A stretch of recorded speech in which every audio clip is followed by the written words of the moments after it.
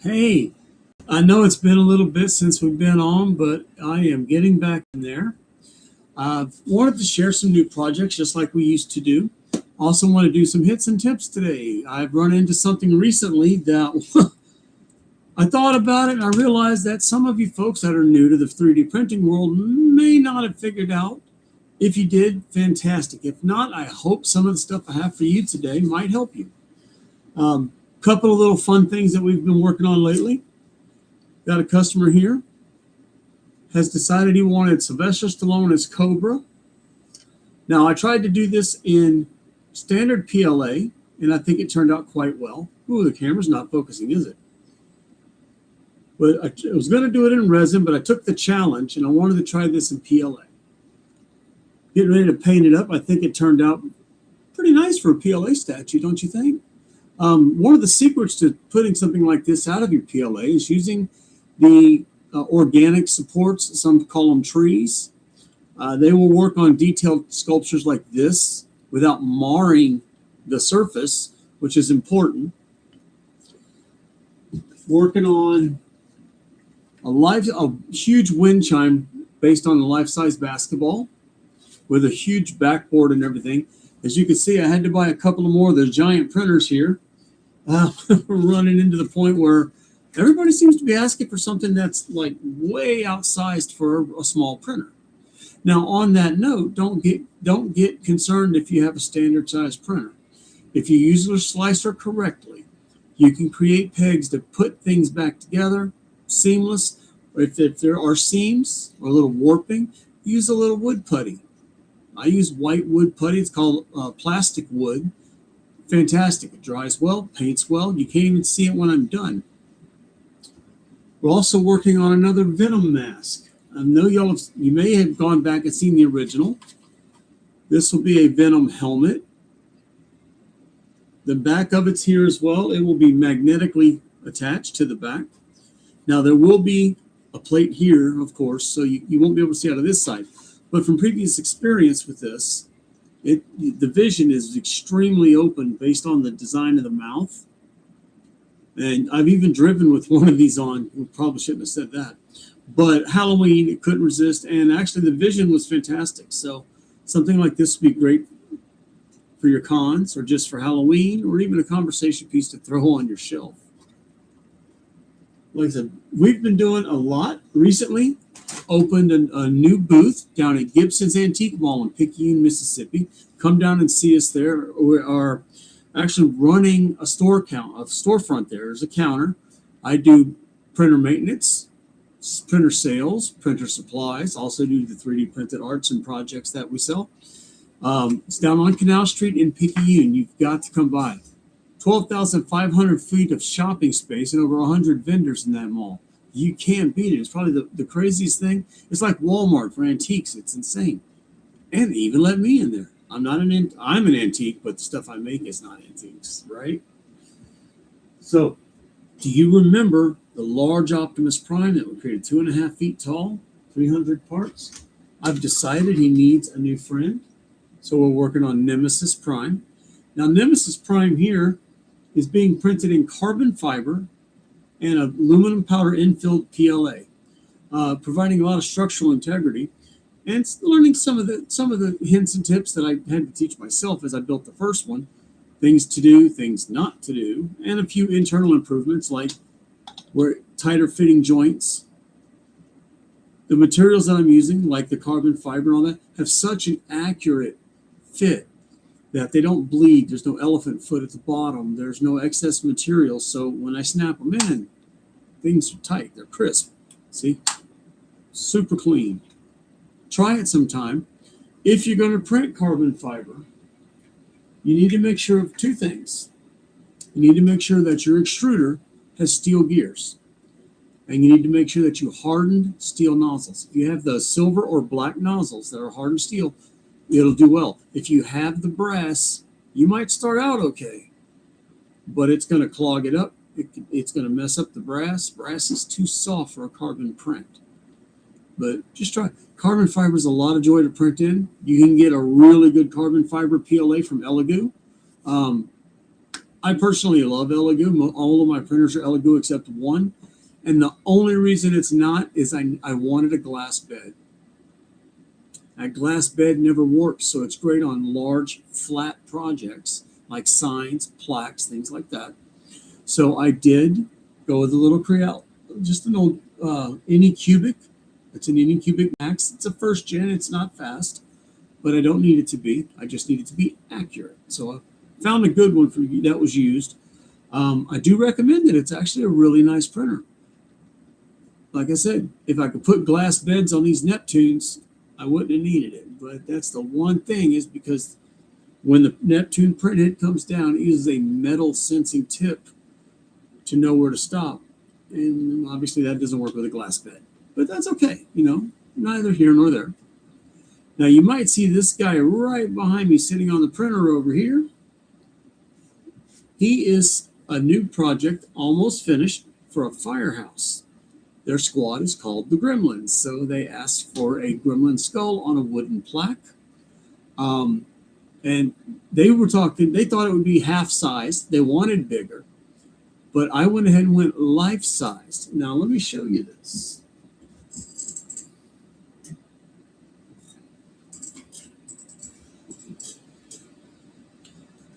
I went with a life-size gremlin head with all the painting.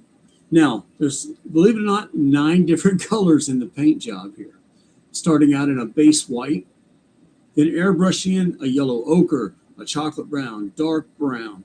I went with a little canary yellow. There's a white highlight. And it just keeps blending and blending until I got what I was looking for, which was just like a aged bone appearance. Yeah, this thing was fantastic. Now, things like this is why I wanted these big printers. One ear alone took up the whole Neptune Max behind me. I was laughing. I'm like, I'm glad I got a couple of Maxes, because I had to do an ear on one and an ear on the other. Whew. But that brings me to my next subject. I want to tell you about something. So, if you've ever attempted a long-term print, could be a skull, anything. It doesn't matter what it is, but you were, say, day and a half in. This is a 4-day print just for the head without the ears and no jaw. Just the top half was a 4-day print. So I'm getting through there. I'm all the way through. I'm at about this level, and power went out. Now, if you're like me, some of the printers will do an automatic power recovery. Some you have to turn it on. That one you have to turn it on, and I forgot. So when it happens, what do? Well, if you're like most people, they get really upset and they throw it away. I'm here to tell you, I'm not going to promise that you can recover every print, but you can recover many of them. And it all comes down to your slicer and a very accurate measuring tool. I recommend, if you do not have one, get one of these. Get it in digital and get it in stainless steel. This will tell you everything you need to know about recovering an object practically. Okay, your calipers here. Now mine are digital. I prefer digital. When something like that happens and it cut off, don't take it off the bed yet. What you need to do is go look at your screen. Now, sometimes you may have caught what layer it was in, how tall it is. Some printers don't tell you that. But all you do is leave it on the print bed and measure from your print bed to the top of where it stopped. In millimeters, inches, whatever your choice is. Now, I use Prusa Slicer as my primary. In fact, it's the only one I use now because I can't find anything as good or as intuitive as this. Let me show you what we're talking about here. What happens when you lose your print? Now, okay. What we're going to do Is it, let me see here. What have I got going here? Okay. Sorry, I had to take a look. So I'm going to share my other screen with you. I want you to take a look at what we would do to recover what's going on. Here we're looking at Prusa Slicer. This is the skull without any adjustments. This is the complete skull. Now, watch this. Let's put it on the correct bed first. There we go. Now, this skull, for instance, stopped about here. So I would go in, take the measurements that you measured on the bed. Do not remove it because this is important. Okay. Slice the skull one time. You slice the object. Now, when you slice it, it will add all the supports. Some of your objects may have supports underneath. So it's going to change your meters, and you want to make sure to get that in there. Now, because of the size of the print, this is actually going to take a second. But what we're going to see is, as this comes in, when you go to do it, you're going to find out, let's say it was, oh, I don't know, say however many millimeters that it was. Bring it into your slicer, almost done here. We can just do it without that too. All right. Now, without that, what we're looking at here is you see this cutting plane. Almost all slicers have a cutting plane for separating your objects. But we can use it as a repair tool and save us a lot of problems. Okay, when you bring up the cutting plane, you're going to look right here, and let's say it was 5.5 inches up. If your print was, say, 5.5 inches tall, go in and mark that in your cut position. Make sure to keep both halves and perform your cut. Now, you can put in connectors if you like. That's up to you. That's a personal choice. But what it's going to do is print, and it's going to separate the two halves, and you're going to be able to print what you missed, just like you see right there. Now, take a look. Now, with Prusa, you now have up to 9 planes that you can work with. So here's the part that we had in our hand. It's the part that we cut. Now, this one, we're going to move it over onto one of the plates. It really is this simple. Couple of things. One, make sure you use the same settings, the same infill, any supports you're using, anything of that nature. But if you want to speed it up, go for 2 perimeters instead of 3 or 4. You can still get a good strong print. Your support material, make sure you don't forget to add it on the new plate. I've done this and then realized I didn't keep the settings. So now what we have is the piece that was missing that we would have thrown away a over halfway completed print. So now I'm waiting for it's adding the supports and things like that. But what this will allow you to do is rescue. I'm not promising every print can be rescued. That's not true. But if it's halfway printed, or I don't know if you've ever had it, but where like all of a sudden the print has took a 1/4 inch step to the left, that layer will just peel off. Measure it just like you did and then cut it just like you saw here. Now look, see that? We can print that. It's got a nice flat back. You will have a nice section for adhesion for when you go to glue it. And you'll be able to complete your project.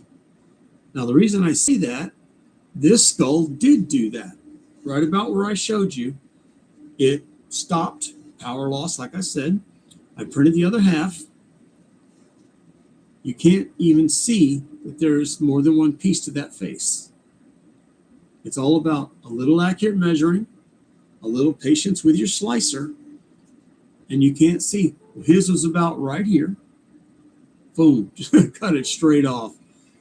But Little application. And the funny part is the back half was printed in white and the face was printed in silver just because I ran out. So don't even worry about the color difference. A good primer coat. Look at that. Let me see if I can get that really in there. You can't see a seam whatsoever.